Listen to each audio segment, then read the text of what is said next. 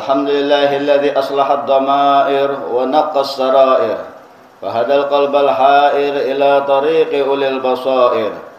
أشهد أن لا إله إلا الله وحده لا شريك له وأشهد أن سيدنا محمدا عبده ورسوله لا نبي ولا رسول بعده.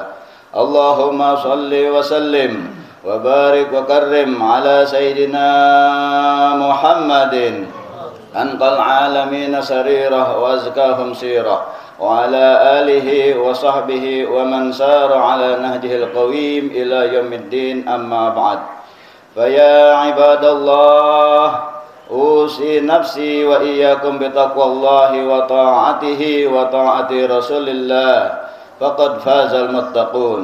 كما قال تعالى في القرآن الكريم: أعوذ بالله من الشيطان الرجيم، بسم الله الرحمن الرحيم. يا أيها الذين آمنوا اتقوا الله حق تقاته ولا تموتن إلا وأنتم مسلمون. وقال تعالى أيضا: يا أيها الذين آمنوا اتقوا الله وقولوا قولا سديدا يصلح لكم أعمالكم ويغفر لكم ذنوبكم ومن يطع الله ورسوله فقد فاز فوزا عظيما. صدق الله العظيم وبلغ رسوله النبي الحبيب الكريم ونحن على ذلك من الشاهدين والشاكرين والحمد لله رب العالمين.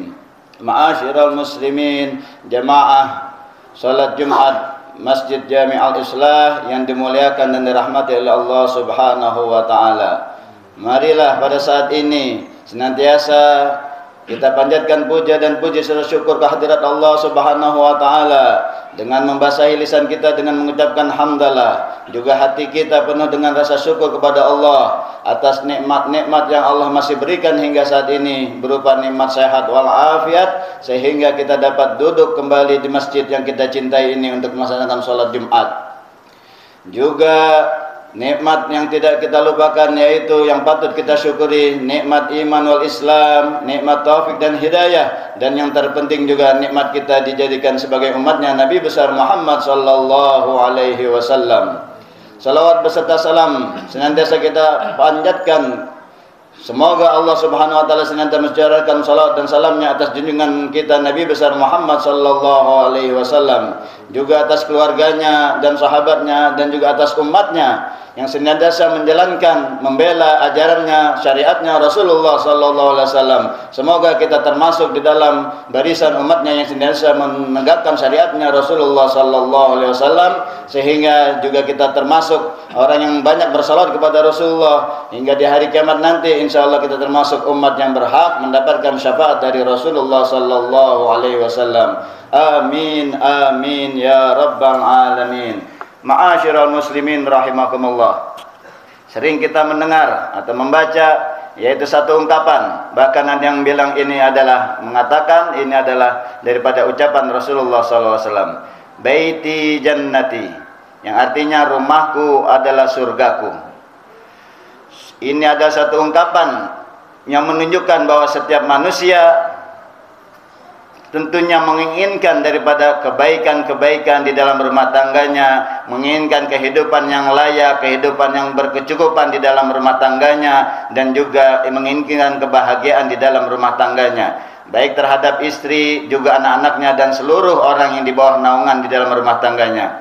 Karena memang cinta kepada istri dan anak-anak serta anggota keluarga lainnya merupakan sudah fitrah dari Allah Subhanahu wa taala yang telah Allah tetapkan di dalam firman-Nya di dalam surat Al-Imran, yang Allah ucapkan, Allah berfirman, wa zayyana lin-nasi hubbus syahawati minan nisa'i wal banina wal qanatiril muqantarati minadh dhahabi wal fiddah al-ayah.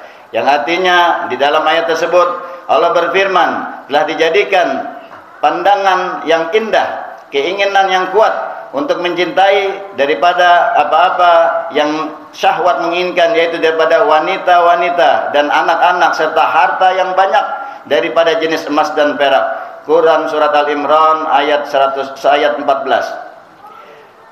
Hadirin ma'asyirat kaum muslimin rahimakumullah. Di ayat lain juga Allah memperingatkan dalam bentuk satu peringatan, yaitu dalam surat At-Taghabun, yang Allah berfirman bahwasanya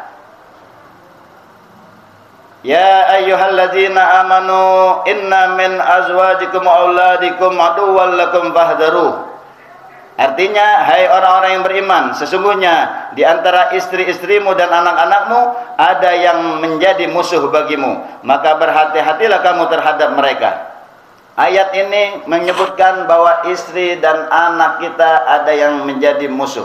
Makna dari musuh di sini adalah bahwasanya adalah melalaikan anak istri apabila kita tidak bisa mendidik mereka di dalam pendidikan dunia atau pendidikan ilmu agama, pendidikan akhirat, maka mereka akan menjadi musuh kita, yaitu maksudnya adalah dapat melalaikan di antara istri dan anak kita, dapat melalaikan kita sehingga kita akan terjerumus ke dalam lembah kehancuran. Kita akan menjadi orang yang melawan daripada syariatnya Allah, syariatnya Rasulullah sallallahu alaihi wasallam. Makna menjadi musuh bagimu adalah juga melalaikan kita daripada melakukan amal-amal yang soleh dan malah menjermuskan kita ke dalam perbuatan maksiat kepada Allah Subhanahu wa taala. Itu makna dari ucapan atau firman Allah, aduwwal lakum, musuh bagi kalian.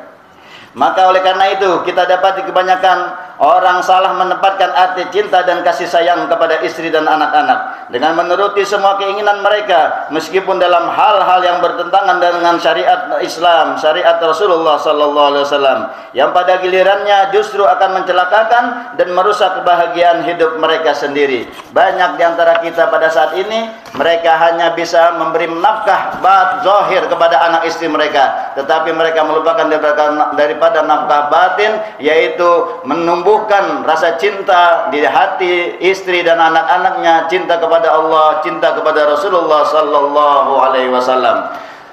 Sewaktu menafsirkan ayat yang tadi disebutkan, Syekh Abdurrahman As-Sa'di berkata, karena jiwa manusia memiliki fitrah untuk cinta kepada istri dan anak-anak, maka dalam ayat yang tadi di surat At-Taghabun Allah berfirman memperingatkan kepada kita hamba-hambanya, yaitu hamba-hambanya yang beriman kepada Allah, agar jangan sampai kecintaan kita kepada anak istri kita menjadikan mereka menuruti semua keinginan istri dan anak-anak mereka dalam hal-hal yang dilarang dalam syariatnya Allah, syariatnya Rasulullah sallallahu alaihi wasallam. Ayat ini juga berarti Allah memotivasi kepada kita, hamba-hambanya yang beriman, untuk senantiasa melaksanakan perintah-perintahnya dan mendahulukan keridhaan Allah Subhanahu wa taala. Ma'asyiral muslimin rahimakumullah. Oleh karena itulah seorang suami atau seorang bapak yang benar-benar menginginkan kebaikan dalam keluarganya hendaknya menyadari kedudukannya sebagai pemimpin dalam rumah tangganya, sehingga dia tidak membiarkan terjadinya penyimpangan syariat di dalam keluarganya, karena semua itu akan dimintai pertanggungjawabannya kelak di hari kiamat oleh Allah Subhanahu wa taala.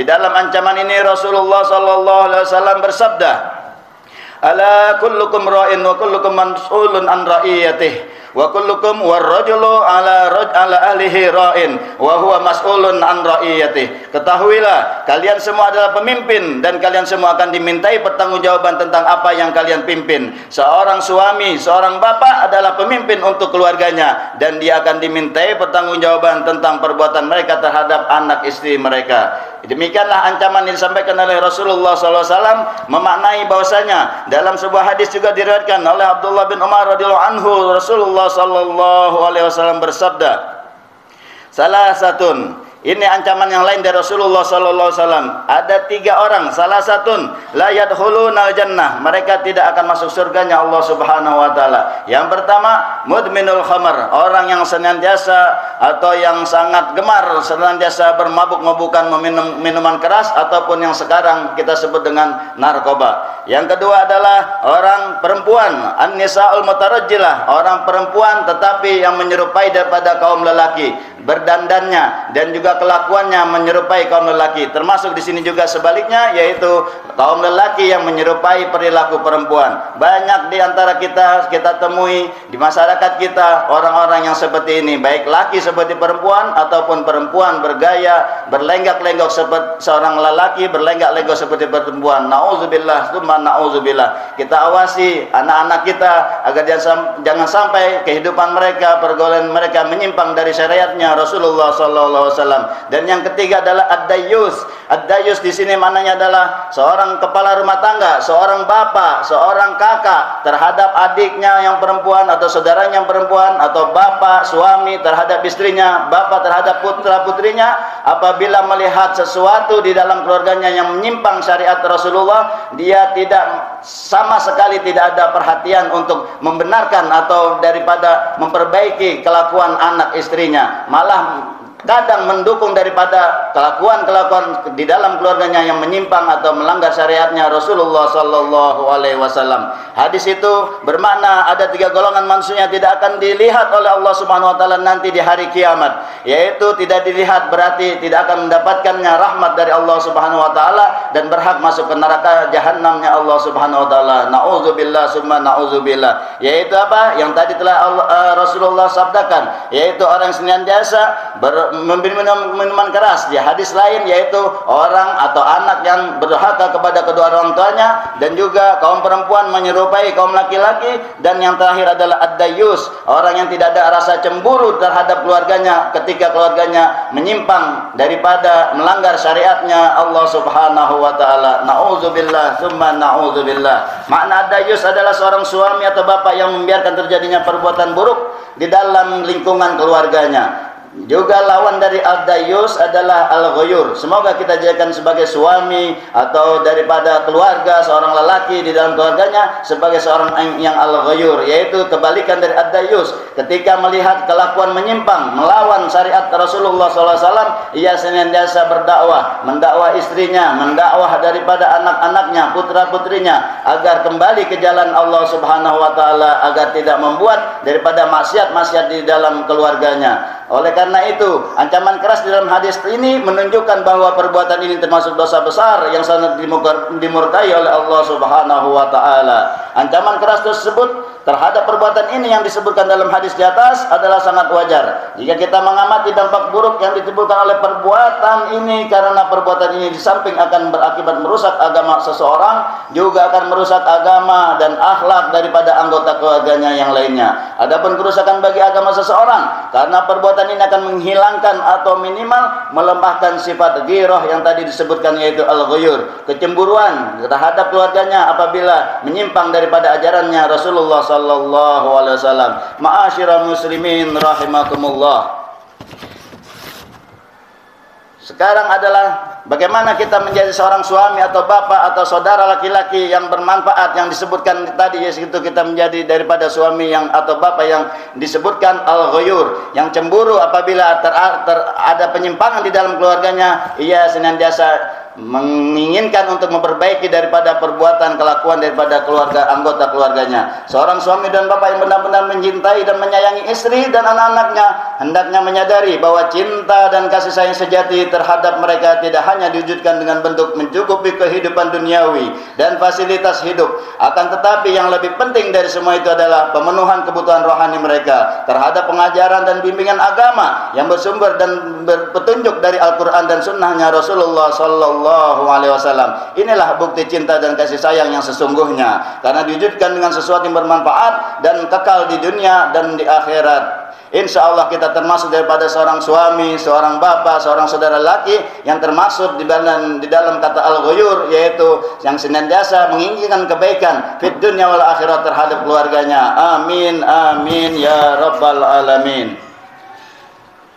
Selanjutnya, hendaknya seorang kepala keluarga menyadari bahwa dengan melaksanakan perintah Allah Subhanahu wa taala berarti dia telah mengusahakan kebaikan di dalam rumah tangganya, kebaikan dunia dan kebaikan akhirat. Yang dengan ini akan banyak masalah dalam keluarganya yang teratasi, baik masalah di antara dia dengan istrinya dan atau anak-anaknya ataupun di antara sesama anggota keluarga yang lainnya. Barang siapa yang mengharapkan cinta dan kasih sayangnya terhadap keluarganya kekal abadi di dunia sampai di akhirat kelak, maka hendaknya dia melandasi cinta dan kasih sayangnya karena Allah Subhanahu wa taala, serta mengisinya dengan saling menasihati, saling tolong menolong di dalam ketaatan kepada Allah Subhanahu wa taala. Ayat ini menunjukkan orang-orang yang berkasih sayang pada waktu di akhirat menjadi musuh satu sama lainnya kecuali orang-orang yang bertakwa. Surat Al-Zukhruf ayat 67, Allah Subhanahu wa taala menyampaikan bahwasanya al-akhilla aduwwan li ba'din yaumal qiyamah illal muttaqin.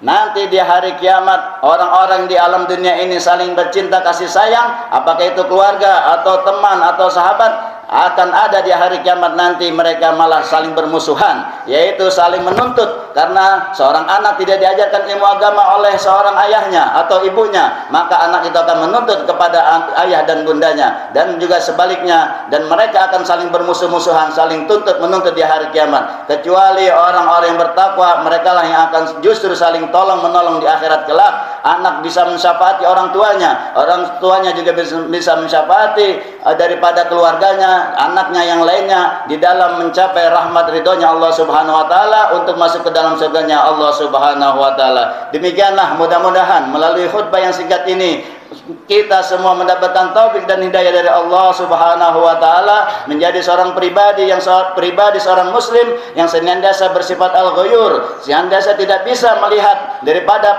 pelanggaran syariat di dalam keluarganya bahkan lingkungannya, senantiasa ia berdakwah untuk memperbaiki keadaan itu semua sehingga kita semua mendapatkan keridhaan dari Allah Subhanahu wa taala. Amin amin ya rabbal alamin. A'udzu billahi minasyaitonir rajim.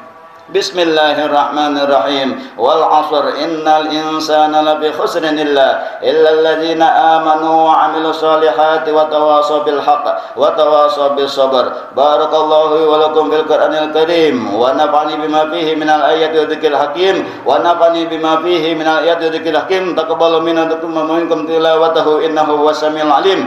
Aqulu qawli hadza wa astaghfirullahal 'azim li wa lakum wa lisa'il muslimin wal muslimat fastaghfiruh innahu huwal ghafurur rahim.